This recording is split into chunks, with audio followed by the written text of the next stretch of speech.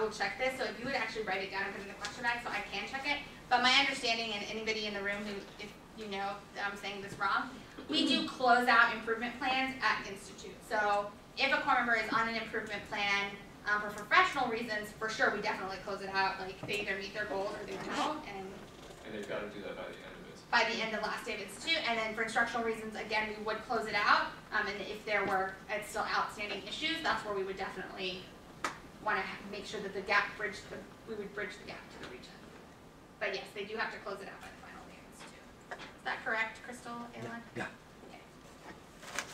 And this isn't further, but about what percent of core members do these categories apply to?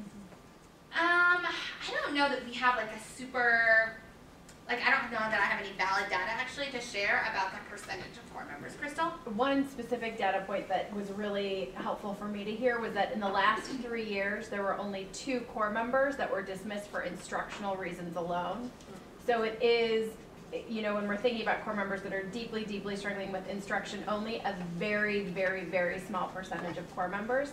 I think we see in most cases, it's a professionalism concern or it's a professionalism plus an instructional concern. So I would say that you are far more likely to encounter issues in the professionalism realm than you would be in the instructional realm, at least based on what we've seen in previous years. And even in the professionalism realm, I think in total there were something like 1.5% of our core members put on a core member improvement plan. So it's a very small percentage.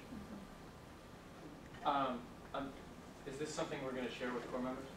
Then, like, if for instructional concerns, you won't be dismissed, kind of thing? Yep. Is there a reason that the information about instructional concerns, the ones that it's in completely instructional concern and the core member is able to go into the region, is there a reason why it's not communicated directly with the program director that will be working with that core member? And it's my understanding that it's done through the ED. Is that right? Okay. Yeah. I mean, I think it's just like a capacity issue of like I would be the one that would communicate that information, so I wouldn't obviously have the capacity to go to every single PD and say, you know, here's your core member that is struggling. So it might, you know, it'd be me to the ED who would then pass that information down.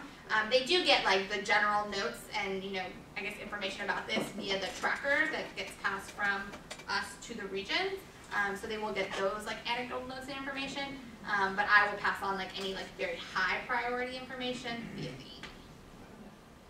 Regarding the question about how many there were in the past, one of the main takeaways that we're supposed to take from today is that that number is probably not as high as it should be. We should be more proactive with improvement plans. Is that correct? I don't know that we have that data to validate that. Okay. I think that's maybe something if you think, well, we're not doing it as consistently as we should. But I think there's also room to say, a little bit later we're going to show about like there were some institutes where only 30% of the core members had concerns noted about them, and there were some where it was almost 60% of the core members. And I don't think we can say that all institutes should be at 60 or that all institutes should be at 30. It's probably somewhere in the middle, I would assume, but I can't hypothesize about that because I don't think we actually know.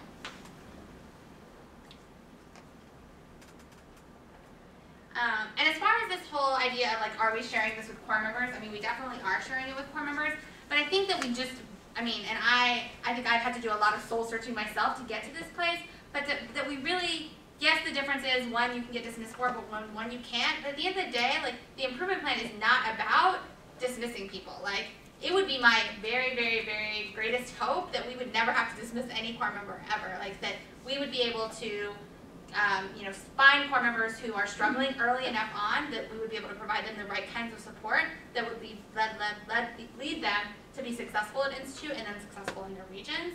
I think we can probably say that that's probably never going to be exactly the case, and so this is the place where we are trying our best to get to that outcome, and if we don't get to that outcome, that we can say we actually like gave it all we had to make sure that that core member had every kind of opportunity to be successful. But ultimately, like, as much as we love our core members, it's about our kids and our responsibility to them. Okay, so now we're going to talk a little bit about the roles and responsibilities. I finished on time. The role and responsibilities of our staff members in this process. So one group of people that you don't see up here are our vice presidents of institute and our human assets business partners. And they're responsible for actually monitoring improvement plans across all institutes, as well as being thought partners with SMDIs.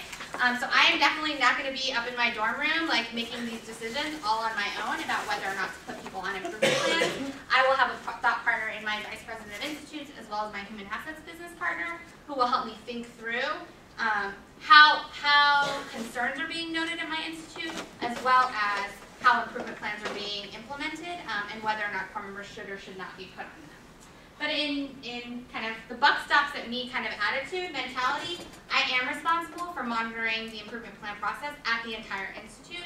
And one of my main responsibilities in that effort is making sure that it's applied as fairly and consistently as possible. And that includes, again, like I said, across CMA groups, across school sites, across the entire institute, and then by gender, race, ethnicity, so forth. And then I will be